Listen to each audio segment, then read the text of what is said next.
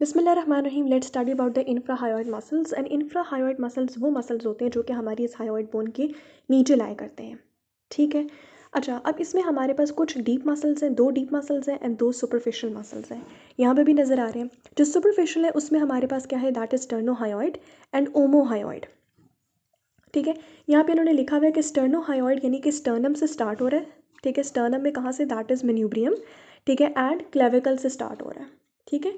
साथ ही ये क्लेविकल से स्टार्ट हो रहा है, that is the medial margin of the clavicle and it is getting inserted into the body of the hyoid bone. ठीक है। अब ज़्यादातर जितने भी ये मसल्स हैं ना, these are responsible for the depression of the hyoid. Specially वो जो कि हायोइड बोन पर इंसर्ट हो रहे हैं ना, वो हमारे पास हायोइड बोन की डिप्रेशन के लिए रिस्पॉन्सिबल है। तो हम लोगों ने क्लियर हो गया कि स्टर्नोहायोइड, ठीक है, पिक्चर इसकी अच्छी है लेकिन कुछ पॉइंट्स इसमें नहीं नज़र आ रहे। जैसे कि ओके, अगर हम यहाँ से पिक्चर से भी देख लें, ठीक है, स्टर्नोहायोइड को, ठीक है, स्टर्नोहायोइड तो ये कहाँ से स्टार्ट हो रहे, from the manubrium and from the clavicle, medial margin of the clavicle and it is getting inserted into the body of the hyoid bone and it is responsible for the depression of the hyoid. ठीक है। तो चलो जी, स्टर्नोहायोइड तो हो गया। उसके बाद हम बात करते हैं ओमोहायोइड। ओमो फ्रॉम शोल्डर, ठीक है ना, ये हमारे पास स्टार्ट होता है from the superior border of the scapula, ओमोहायोइड। ठीक है। ये हमारे पास स्टार्ट होता है ऊपर border of the scapula near the suprascapular notch.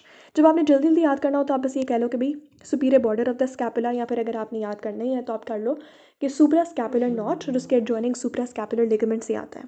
ठीक है। And it is also going to insert into the hyoid bone. और अब यहाँ पे ये देख रहे हो कि ये जो है इसके 2 बेलीज हैं और इन दोनों बेलीज के बीच में हमारे पास एक टेंडन होता है। ठीक हो गया। एक कॉमन टेंडन होता है, that is for the superior belly and for the inferior belly. ये देखो यहाँ पे लिखा हुआ है superior belly, the intermediate tendon and the inferior belly. So ये ऊपर वाला जो बेली होगा that will be the superior belly, और जो नीचे स्कैपुला से आ रहा है that will be called is the inferior belly and that is also getting inserted into the body of the hyoid bone. ठीक हो गया।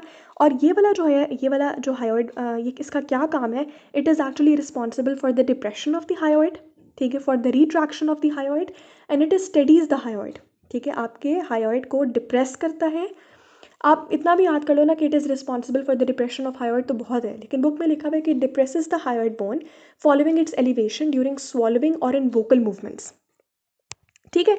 तो ये हायोइड की डिप्रेशन के लिए रिस्पॉन्सिबल है, उसको स्टडी कर रहा है, उसको रिट्रैक्ट कर रहा है। ठीक है ना। रिट्रैक्ट का मतलब है कि making it move back towards its normal position after some actions like swallowing. ठीक है। या फिर आपके वोकल मूवमेंट्स के बाद। ठीक है। So we have studied about the superficial. ठीक है। अब हम आते हैं टुवर्ड्स द डीपर वंस। अच्छा नहीं लग रहा लाइन लगाना। ठीक है। अब हम डीपर पे आ जाते हैं। We have got sternothyroid and thyrohyoid. Sternothyroid तो मतलब समझ आ रहा है कि ये हायोइड बोन से इसके साथ इतना कंसर्न नहीं है, बिकॉज इट्स मोर ऑफ के ये स्टर्नम से थायरॉइड की तरफ जा रहा है। सो ये स्टर्नम के मेन्यूबियम से स्टार्ट हो रहा है and from the first costal cartilage. अब ये वाला हमारे पास है स्टर्नोथायरॉइड।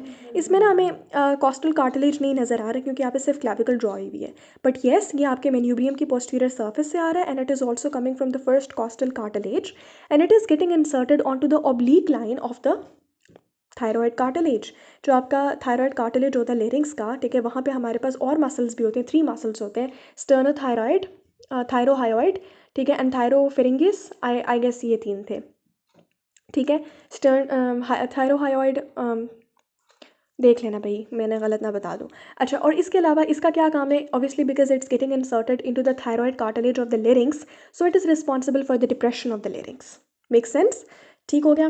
बुक में भी यही लिखा हुआ है कि that it depresses the larynx after it has been elevated and swallowing in vocal movements. ठीक है ना। तो यहाँ से पढ़ना थोड़ा ईजी हो गया इन दैट सेंस कि वो आपको जस्ट 1 वर्ड बता रहा है, क्योंकि we have got the sternum and the first costal cartilage and the oblique line of the thyroid cartilage, and it is responsible for the depression of the larynx. Now coming to the thyrohyoid. ये कहाँ से आ रहा होगा, guess करो। It is coming from the oblique line of the thyroid cartilage.